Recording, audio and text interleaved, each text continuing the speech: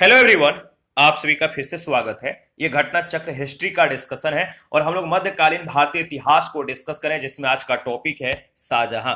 सबसे पहले इसके बारे में डिस्कस करेंगे, इसके बाद इस पर आधारित अब तक जितने भी प्रश्न पूछे गए उन सभी प्रश्नों को एनालिसिस करेंगे। डिस्कशन को स्टार्ट करने से पहले मैं बता दूं कि इसका पीडीएफ अवेलेबल है। अगर आपको पीडीएफ चाहिए तो Telegram channel, Telegram quiz group या चैनल के कम्युनिटी बॉक्स में जाइए, वहां पर इसके रिगार्डिंग में इंफॉर्मेशन को अपडेट कर दिया गया है। तो चलिए स्टार्ट करते हैं। देखिए, 1592 में लाहौर में शहजादा खुर्रम का जन्म हुआ था। शहजादा खुर्रम का जन्म कब और कहां हुआ था? तो लाहौर में 1592 में। उसकी माता मारवाड़ के शासक उदय सिंह की पुत्री जगत गोसाई थी। 1612 में आसफ खां की पुत्री अर्जुमंद बानो बेगम से उसका विवाह हुआ, जो बाद में इतिहास में मुमताज महल के नाम से विख्यात हुई। 1628 में शाहजहां अबुल मुजफ्फर सिहाबुद्दीन मोहम्मद साहिब किरान सानी की उपाधि धारण करके गद्दी पर बैठा। आगरा में उसका राजाभिषेक हुआ। इसी ने राजधानी आगरा से शाहजहानाबाद स्थानांतरित की। अहमदनगर को 1633 में मुगल साम्राज्य में सम्मिलित कर लिया गया। यहाँ के शासक हुसैन शाह तृतीय को ग्वालियर के किले में कैद कर दिया गया। निजाम शाही सरदार शाहजी भोसले ने एक बच्चे के नाम से मुगलों से संघर्ष जारी रखा और अंत में 1636 में मुगलों के द्वारा शाहजी को चुनार के किले में घेर लिया गया। शाहजी ने बहुत से किले और मुर्तजा निजाम शाह तृतीय को मुगलों को सौंप दिया। मुर्तजा निजाम शाही तृतीय को भी ग्वालियर के किले में कैद कर दिया गया और शाहजी ने बीजापुर राज की सेवा स्वीकार कर ली।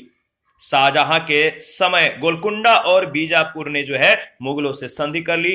शाहजहां के शासनकाल में औरंगजेब पहले 1636 से 1644 ईस्वी तक दक्कन का सूबेदार रहा और 1653 से 1658 ईस्वी तक वह पुनः दक्कन का सूबेदार रहा। कंधार राज ईरान के शाह और मुगलों के बीच संघर्ष की जड़ था, क्योंकि कंधार को अपने हाथों में रखना मुगल शासक तथा ईरान के शाह के लिए प्रतिष्ठा का विषय बन गया था। शाहजहां के शासनकाल में 1649 ईस्वी में कंधार पर पुनः ईरानी अधिकार हो जाने से मुगल साम्राज्य को सामरिक महत्व के केंद्र के दृष्टिकोण से एक बड़ा धक्का पहुंचा, क्योंकि कंधार के बिना उत्तर पश्चिमी सीमा पर मुगलों की स्थिति अपेक्षाकृत दुर्बल थी। शाहजहां के समय में कंधार अंतिम रूप से मुगलों के अधिकार से निकल गया। शाहजहां के बल्ख अभियान का उद्देश्य काबुल की सीमा से सटे बल्ख और बदखसा में एक मित्र शासक को लाना था, ताकि वे ईरान और मुगल साम्राज्य के बीच बफर राज बन सके। शाहजहां का काल मुगल काल में स्थापत्य कला का स्वर्ण काल माना जाता है। साहित्य के क्षेत्र में शाहजहां के शासनकाल में अगर बात करें तो याद रखिएगा, विशेष उन्नति हुई और इस काल में फारसी भाषा में दो शैलियां प्रचलित थी। प्रथम भारतीय फारसी तथा दूसरी ईरानी फारसी।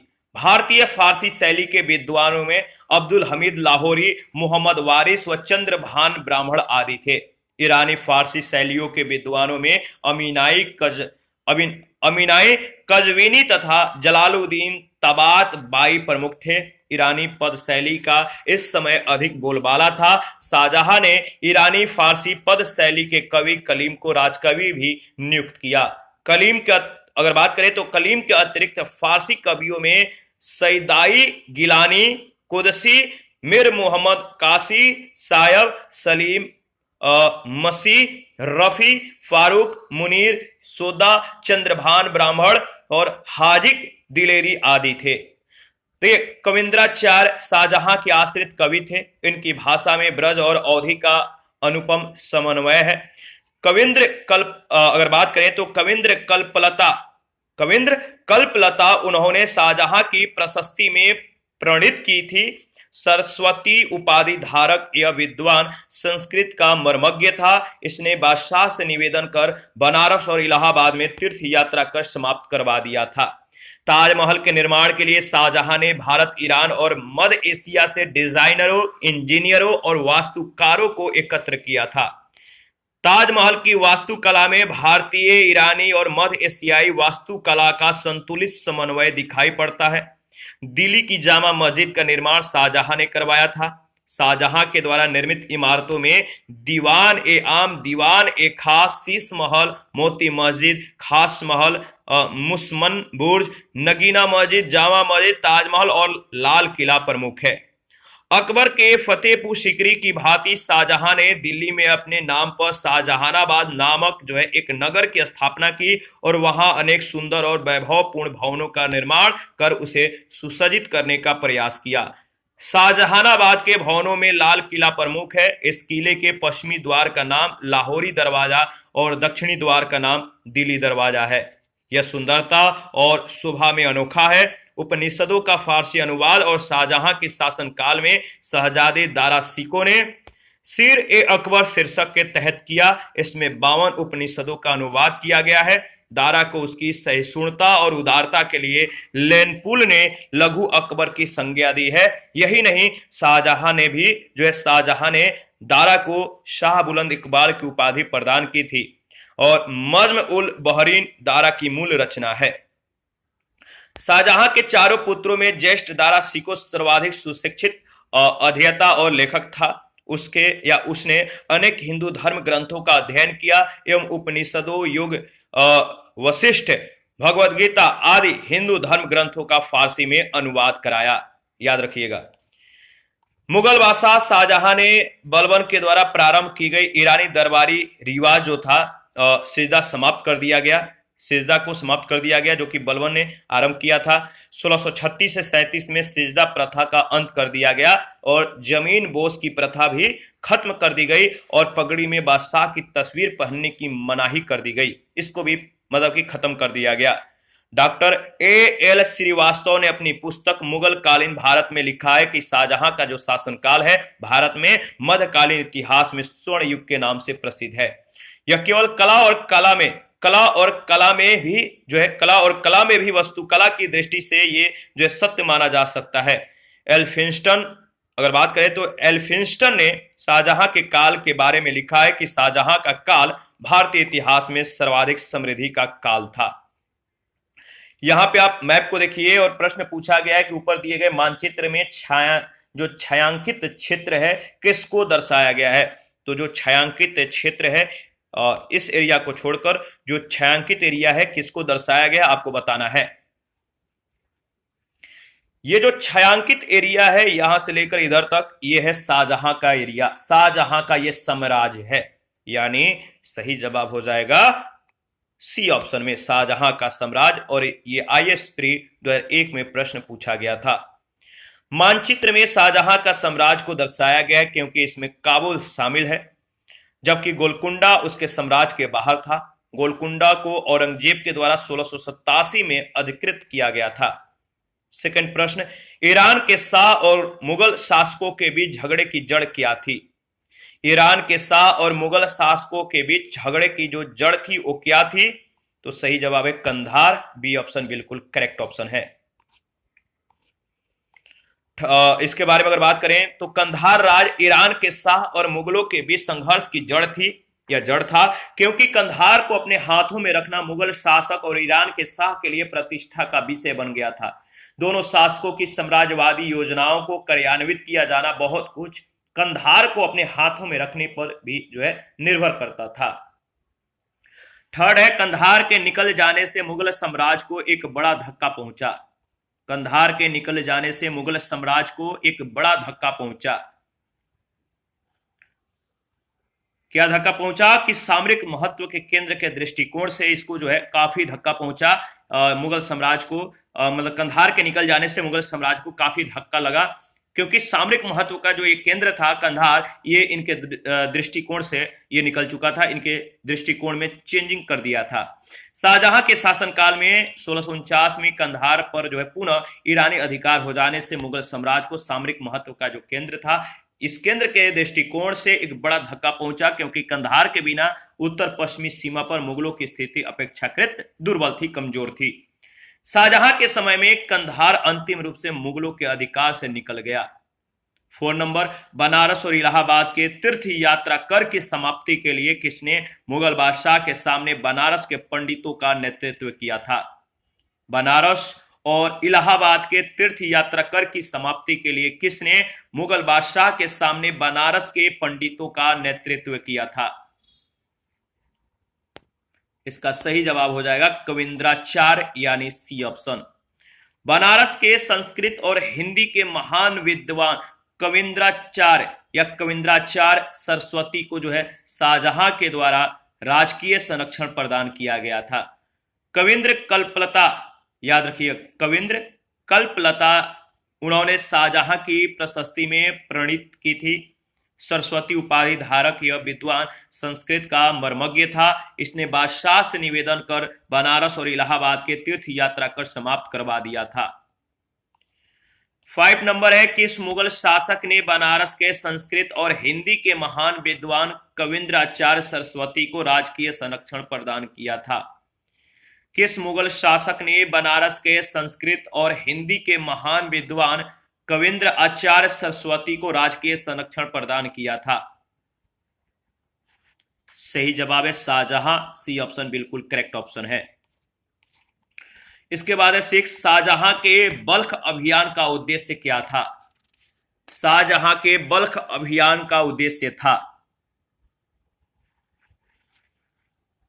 था काबुल की सीमा से सटे बल्ख और बदखसा में एक मित्र शासक को लाना, यानी ऑप्शन ए बिल्कुल करेक्ट ऑप्शन है।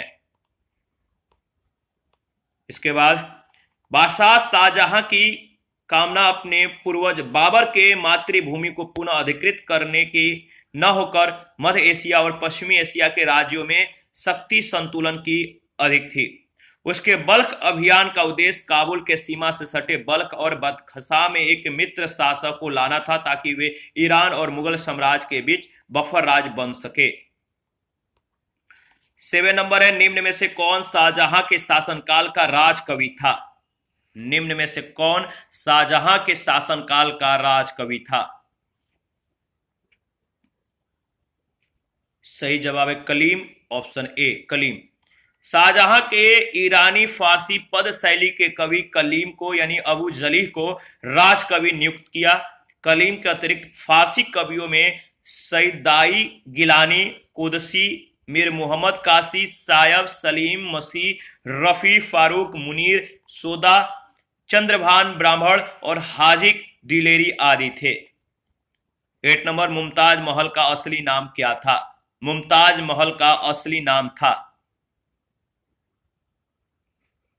मुमताज महल का असली नाम था अर्जुमंद बानो बेगम, यानी ऑप्शन ए। आशफ खां की पुत्री अर्जुमंद बानो बेगम का विवाह मुगल बादशाह जहांगीर के पुत्र शहजादे खुरम यानी शाहजहां के साथ हुआ। भविष्य में अर्जुमंद बानो बेगम मुमताज महल के नाम से प्रसिद्ध हुई। 9 नंबर, हिंदू और ईरानी वास्तुकला का सर्वप्रथम समन्वय हमें देखने को मिलता किसमें? हिंदू और ईरानी वास्तुकला का सर्वप्रथम समन्वय हमें देखने को मिलता है, याद रखिएगा, ताजमहल में यह समन्वय देखने को मिलता है, हिंदू और ईरानी जो वास्तुकला है। देखिए, अगर बात करें तो ताजमहल के निर्माण के लिए शाहजहां ने भारत, ईरान और मध्य एशिया से डिजाइनरों, इंजीनियरों और वास्तुकारों को एकत्रित किया था। ताजमहल की वास्तुकला में भारतीय, ईरानी और मध्य एशियाई वास्तुकला का संतुलित समन्वय दिखाई पड़ता है। प्रश्न संख्या 10 है, निम्न में से किस मुगल बादशाह ने दिल्ली की जामा मस्जिद का निर्माण करवाया? निम्न में से किस मुगल बादशाह ने दिल्ली की जामा मस्जिद का निर्माण करवाया?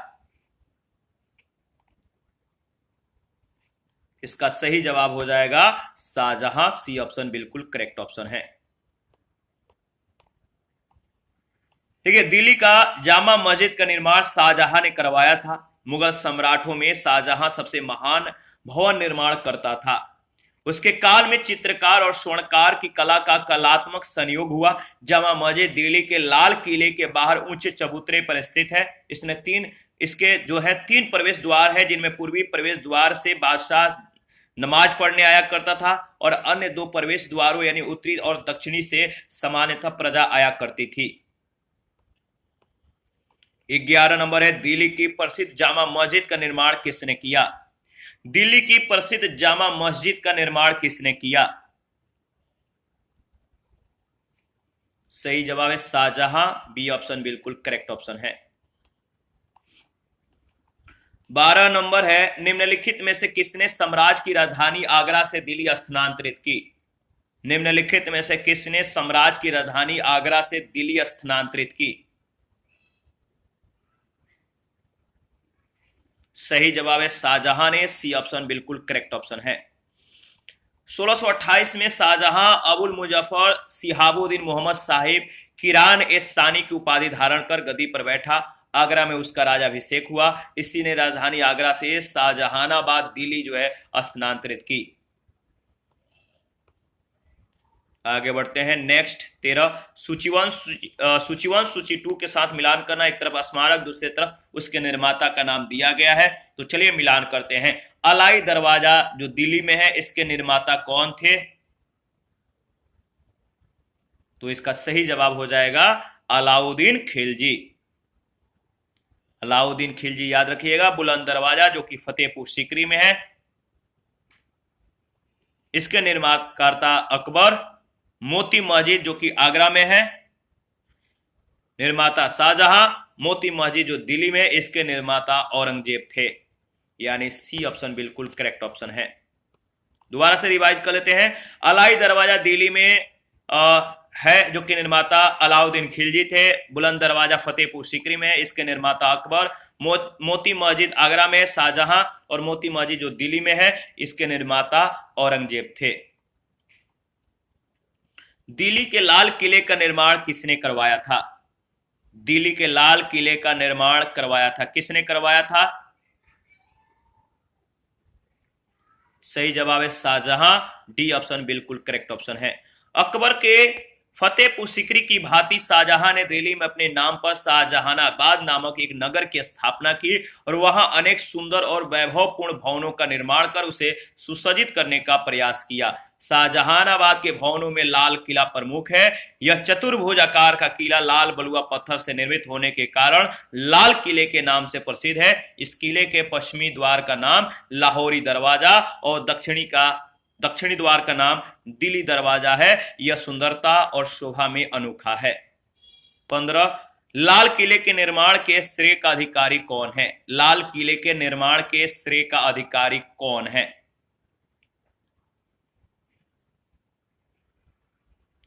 तो याद रखिएगा सही जवाब है शाहजहां, यानी इसका सही ऑप्शन हो जाएगा ऑप्शन डी में दिया गया है। डी ऑप्शन बिल्कुल करेक्ट ऑप्शन है। 16 नंबर है। उपनिषदों का फारसी में अनुवाद किस मुगल सम्राट के शासनकाल में हुआ था? उपनिषदों का फारसी में अनुवाद किस मुगल सम्राट के शासनकाल में हुआ?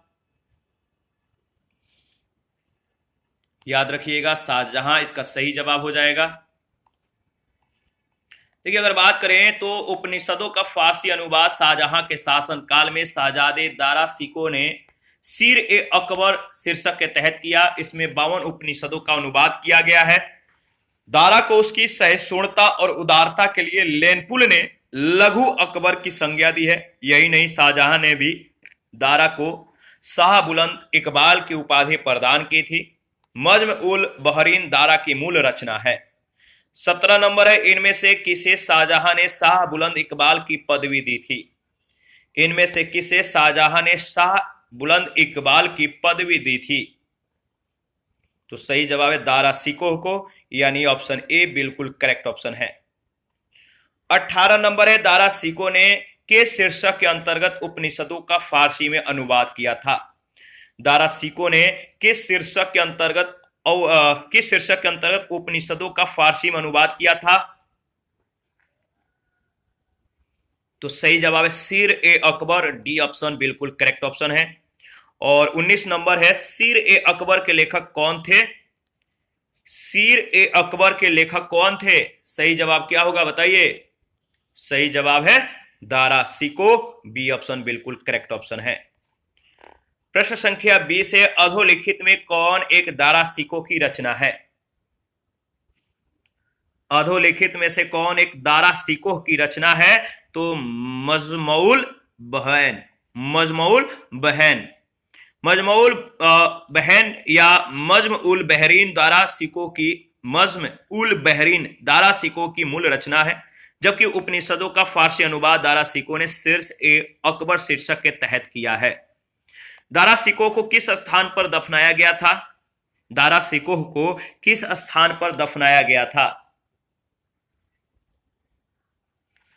सही जवाब है दिल्ली, ऑप्शन ए बिल्कुल करेक्ट ऑप्शन है। दारा सिकोह को मलिक जीवन नामक बलूची सरदार ने औरंगजेब के सरदारों को सौंप दिया।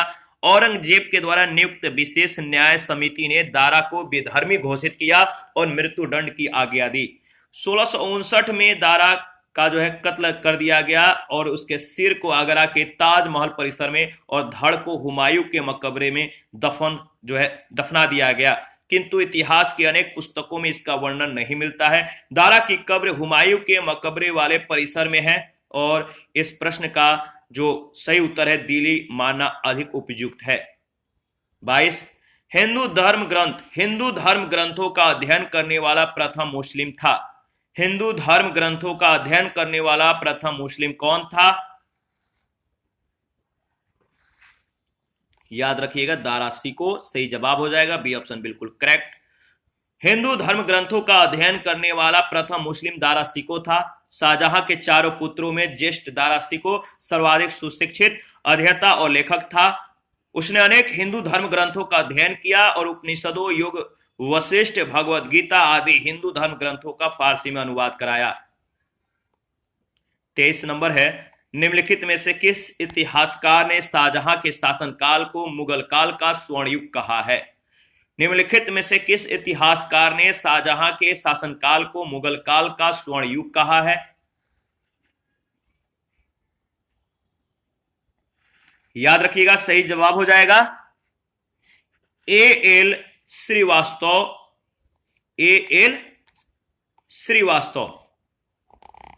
डॉक्टर एएल श्रीवास्तव ने अपनी पुस्तक मुगलकालीन भारत में लिखा है कि शाहजहां का जो शासन काल था वो भारत के मध्ययुगीन इतिहास में स्वर्ण युग के नाम से प्रसिद्ध था।